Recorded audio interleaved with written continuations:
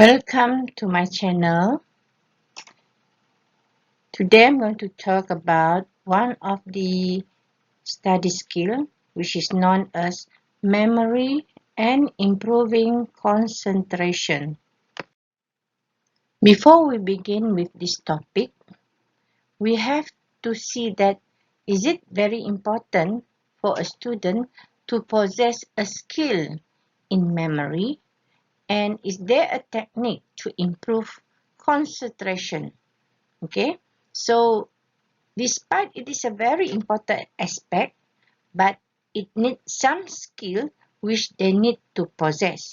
So in other words, this skill cannot simply be done without any proper strategies. The failure to address this strategy can cause a person to fail to actually end up, okay, to utilize what they have actually memorized. For example, there are some cases students who have actually memorized for the first 2 weeks on a subject matter.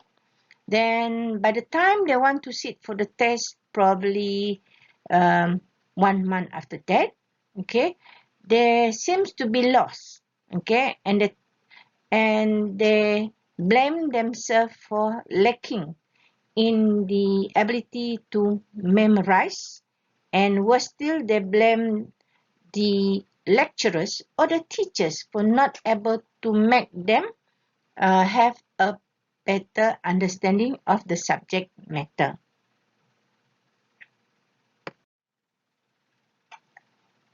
To carry on with this topic, there's an activity for you to see where you are presently in the form of your ability to memorize or concentrate. Okay, so this activity 4-1 is actually extracted from Van Belkom 2009.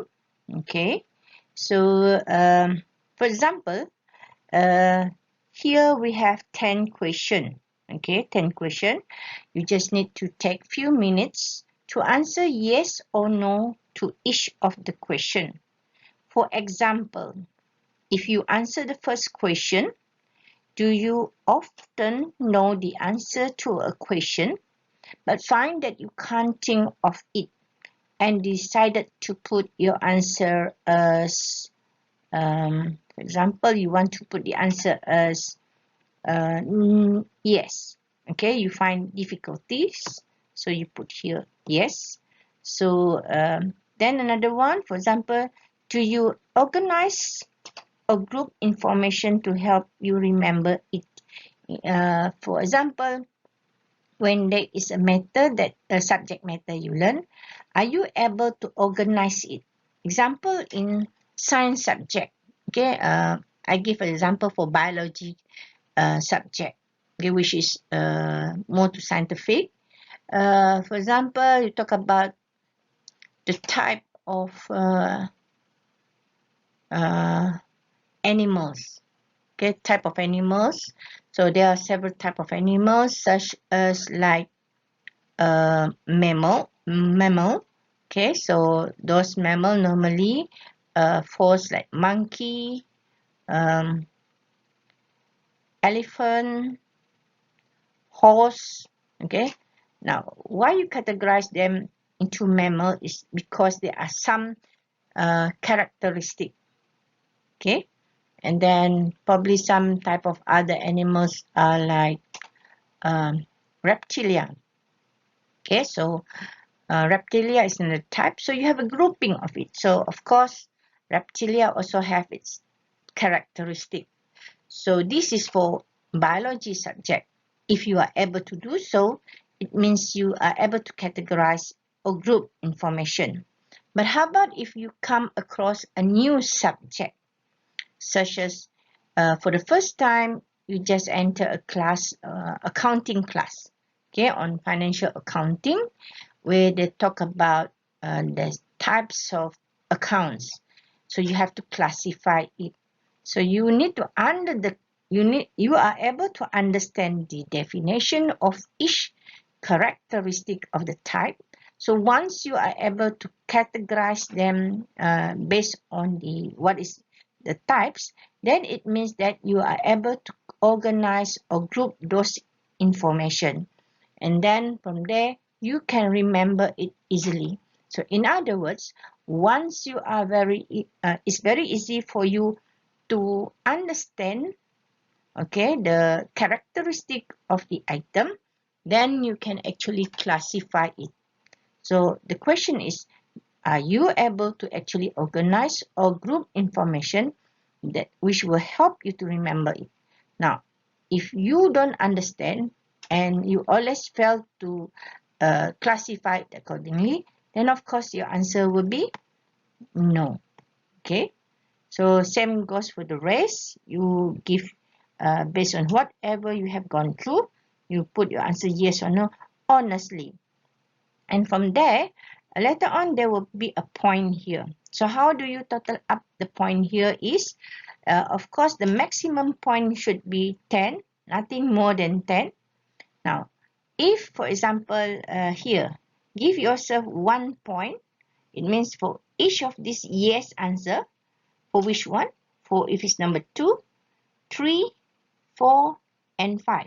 So if your number 2 is yes, let's say here if it's yes, then you can give here 1. Unfortunately, this one is a no, so you get a 0. Okay, so you get a 0 here.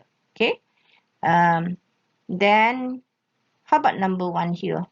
Number 1 here, for each no answer to question number 1. Okay, so 1 point if you answer no for question number 1, for example. So here you say yes. So again, you don't have any point. But how about if number 3, assuming your answer number 3 is, yes, just assuming, okay, your answer is yes. So here you get 1. Okay, for these two just now is 0, 0. So you add up all your score here, and that will be your total mark. So the highest your score closer to 10, it means that it shows that, say here, a higher score indicate that you are already using some sort of good memory strategy. You have started, it means that you have strategy to do to actually have good memory. Okay, so if it's lower, it means that 5 and for example 4 with 1 to 4, it means very low, and moderately could be between 5 to 7, and very high would be 8 to 10. So that conclude you whether you have a good memory strategy. Method of learning and memory retention rate. Now, at this part, we will discuss about the method of learning and how those methods will be able to retain those memory. So before I go further to explain you on this learning pyramid, okay, I will mention what is quoted by Kenneth Higby, that mentioned remembering is actually a hard work, and memory technique do not necessarily make it easy, they just make it more effective. So of course it's not easy to remember, but if you have a proper technique, then it is much better. So let us start with this learning pyramid. Okay, so the more or less the technique of memory can be gone through with this for all the steps. Okay, so but as you see here, the level of memory decrease, okay, on the peak of this pyramid. For example, if you attend a class, okay, of course you have to put a focus there, okay, the most you can retain after 1 week, okay, is just 5% if you neglect all the other part here. Okay, so if you just attend lecture, after 1 week probably only 5% or maybe just gone. Okay, now after that, it means that how do you retain more? Those memory, you need to further read up after the class. Even before the class is good if you can read in advance before your lecture. Okay, so that you can retain more 10% because by attending a lecture but not reading back whatever the material later on, you will lose it. But the most you can retain probably is just 10%. So you say, oh, it's not sufficient. So you need some audio visual. Nowadays, with all the availability of online information, you can further and look into audio visual or look into your lecturer videos. Okay, whatever PowerPoint that might be very interactive. If you think your lecturer video are not interactive, what you can do is you search online. There's a lot of material that you can understand the subject matter, and from there you might be able to retain more 20%, because some people not only by hearing reading, but when they can visualize through some pictures, okay, movement through videos, probably they can retain more 20%. Again, it's not enough. It means that your lecturer, besides using audio, they might use some demonstration. Okay, they have to demonstrate how the computation is made, what are the rules, what is the method that discussed in your topic, okay, why is right or wrong, what the do and the don'ts. So from there you can retain 30%. Not sufficient again. So you can tell, if 30%, how can I pass this subject? Okay, you need to discuss, especially when you do not understand. Okay, discuss with your lecturer, discuss with your friend. That will help you to retain 50%. Why? Why this answer should be A? Why this answer should be B? So you query. If you have a lot of query, then you can retain 50%. Now in accounting code, for example, mathematics code, you need to have a lot of practice. Then you can retain 75%, because why? It come to exam, you have limited of time. So you have to finish within 2 or 3 hours. Okay, so you might be able to do it in a relaxed time, but when it comes to test, you don't have much time. So you need a lot of practice, so you know how the answer should be in a fast way. Okay, to get the answer, you already knew the do and the don'ts, what supposed to be classified, how to do it. Then you can retain 75%. And the most interesting, as a lecturer, we teach students. Of course, we can retain 90%, not 100% probably. Okay, of course, 90 to 100% we can retain it. But as a student, you should be able to retain it if you are willing to maybe help to teach your friend, especially when your friend don't understand. It come across that sometimes we do have mentor-mentee student program, and those mentor find out that they retain a lot of the knowledge because they teach. Okay, so if you knew something, share with your friend, teach them. They will be better. You will be much better to retain those knowledge. Now, next one here. We have a source from this one. This is the source.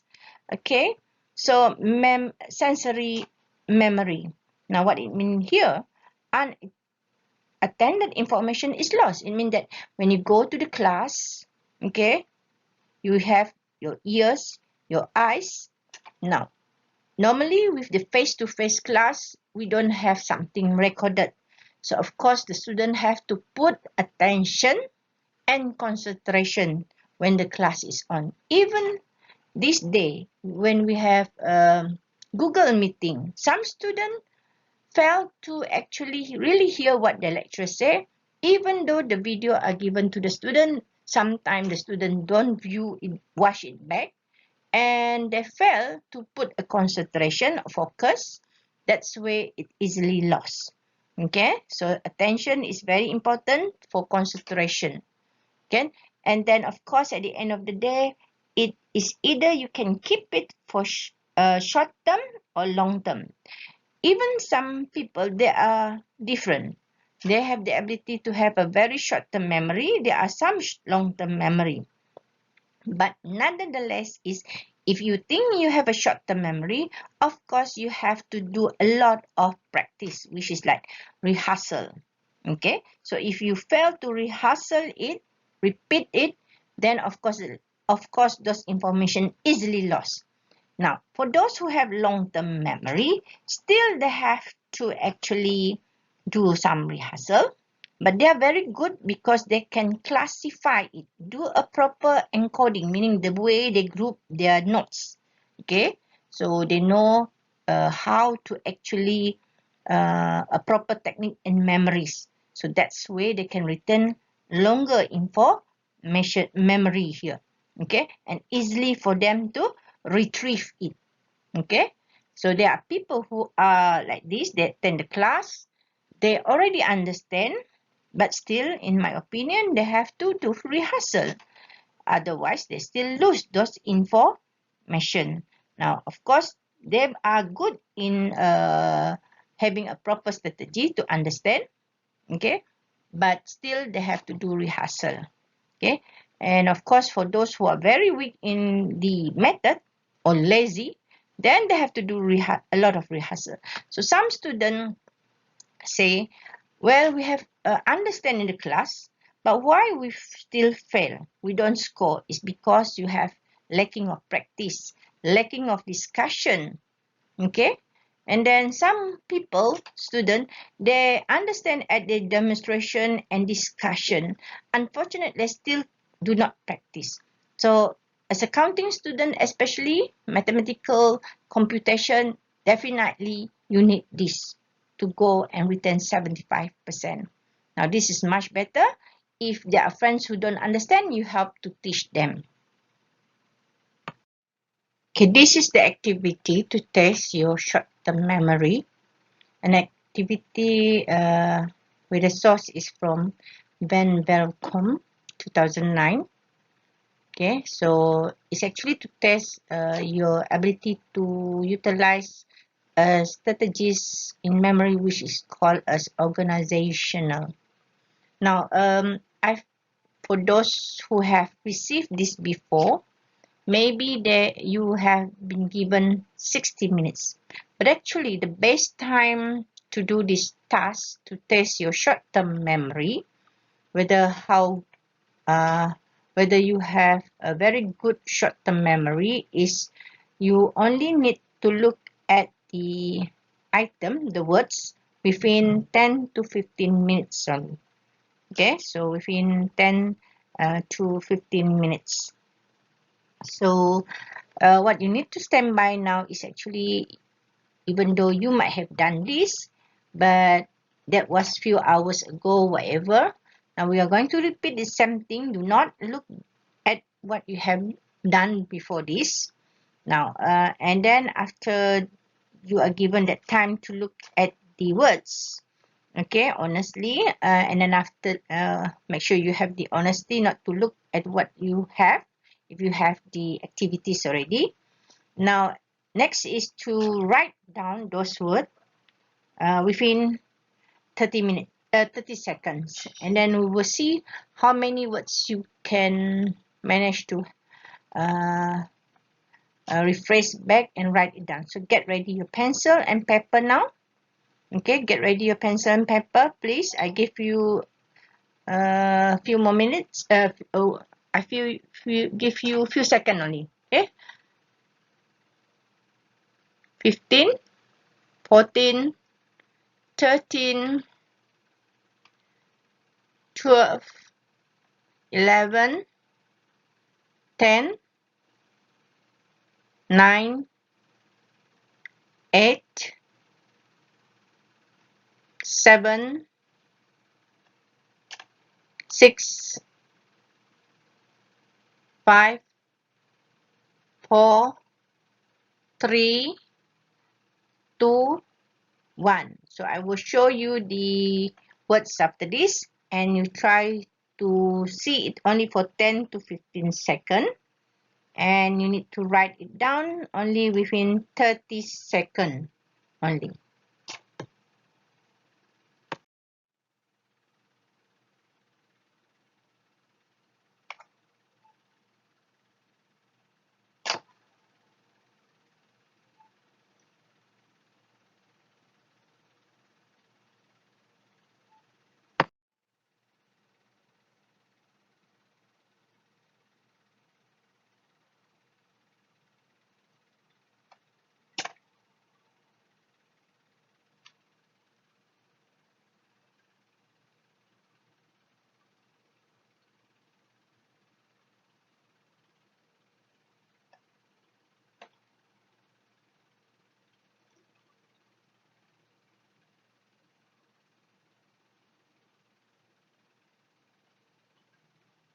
Okay, stop writing, stop writing.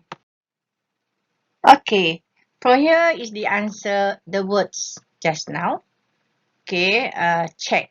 Okay, check your answer. How do you write your answer? How many words do you get? Actually, there is 12 words here, basically 12 words. Now, if you can remember everything, it means your short-term memory is considered good. Okay, even though it's a very short while, you can retain it. Okay, but I think hardly you get 12. Now, if you get out of 12, you get probably 8 and above, it's still okay. I would consider if you can memorize and write down 8 of these words out of 12, you are considered still have a good short-term memory. Okay, but if you have less, okay, less than half of it, meaning that you get 6 and below, it means your short-term memory is also not good. So if you read here, it says it's actually difficult to memorize all the 12 items. Now, how actually you should have is actually if you are able to group them. Okay, so if you understand what is how to actually memorize this, actually you do a grouping. So this is example given things you read, meaning that you can see here there's a newspaper, books, magazine, comic books. So you more have a like that on your mindset is already at least you out of maybe you don't remember everything, at least 3 you have something that you can read. So you must be very fast within that 50 seconds. Just now is like, okay, how am I going to remember this newspaper? Oh, I have magazine, I have comic books, I have books, So by the time you reach, you know that something is being read there. And then the next thing you say, oh, this is something to do with utensil, okay, something to do with what you can write. Oh, there's a pencil, there is a pen here, there is a crayon and chalk. So probably you can remember the moment you want to answer within that 30 seconds, you can remember, oh, there's a pen, crayon, pencil. Probably you miss one of it. So at least you have three. And then next thing is you are able to write on what? There's some transportation. There's a bus, automobile, there's a boat here, there's a train. Probably there's no car if you make a mistake. But basically, by the time you have that 15 seconds, like, okay, I have a newspaper, I have a book here, I have magazine, comic books, I have a pencil, I have a pen, I have a chalk crayon, I have a bus, I have a boat, I have a train, So when you write down, okay, the moment you already have that mindset, there are 3 things, something you can travel on, you can write with, you can read with. So if you refresh, I close my eyes now, so I can, within 30 seconds, I have to write down boat, train, bus. Then the next thing, what can I write with? Pen, crayon, pencil, okay, pencil. Then I might forgot about chalk just now, okay. Then what can I read? Magazine, book, comic books. So I can only remember a few things maybe, you know, at least I can remember three, and I missed two. So your memory is good there. So when you learn accounting paper later on, actually, now, actually you can do some sort, especially when it comes to the topic of classification. So I will share a video later on, okay, which is not at this part. Uh, I'm very I would like to tell you, even though it's not part of compulsory of the topic, but I think as a student in accounting, you need to go and learn how the classification of account, because that is always the common issue that we face, especially for accounting student. When actually accounting subject, if you do it the right way, you have the strategy. So you don't have to crack your head to memorize it. Actually, some students, they memorize rather than understanding. So these are the things that later on, the forthcoming video, I hope you grab the opportunity to go to my channel, that I will share on how the technique of memorizing with a proper strategy, which is not cracking your head, but in a way that you every semester you have that mindset, so that it's like very easy. You can just, it's very easy actually to excel in accounting if you have that technique.